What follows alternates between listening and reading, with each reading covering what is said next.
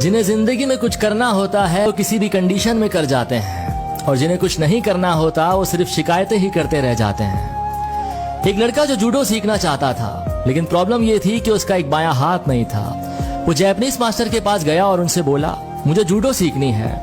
एक हाथ नहीं था, लेकिन फिर भी उस मास्टर ने उसको रख लिया और बहुत ही अच्छे से उसे ट्रेनिंग दी। कुछ ही दिन बाद उसे रियलाइज हुआ कि वो हर दिन सिर्फ एक ही मूव सीख रहा है। तो उसने मास्टर से पूछा कि मैं बाकी के मूव्स कब सीखूंगा। तो मास्टर ने कहा, आप सिर्फ इसी पर ध्यान दो और प्रैक्टिस में लगे रहो। अब कंपटीशन आया तो मास्टर उसे लेकर गए। तो पहली जो फाइट थी बड़ी आसानी से वो जीत गया। उसके बाद दूसरी फाइट हुई तो उसको भी बड़ी आसानी से वो जीत गया। तीसरी फाइट हुई तो थोड़ा सा टफ था, जो सामने वाला ओपोनेंट था, लेकिन फिर भी वो उस फाइट को जीत गया। उसके बाद जब वो फाइनल में पहुंचा तो फाइनल में जो ओपोनेंट था बहुत ही मंजा हुआ खिलाड़ी था।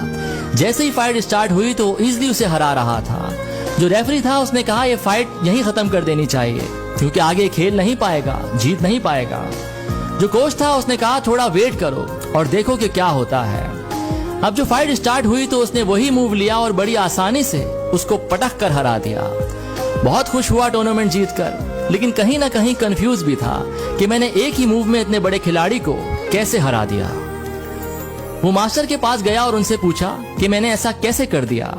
तो मास्टर ने कहा, पहली बात तो ये कि आपने जो मूव सीखा था वो बहुत ही रेयर है। दूसरी बात ये कि वो जो मूव है उसका एक ही तोड़ है। वो बायां हाथ पकड़कर उसे रोक सकता था, लेकिन आपका बायां हाथ नहीं था, तो इसीलिए वो नहीं रोक पाया और हार गया। तो ये कहानी हमें बताती है कि जो हमारी कमियां हैं उन्हें हमें अपनी स्ट्रेंथ बनाना है, और जो हमें नाकाम देखना चाहते हैं उन्हें कुछ करके दिखाना है।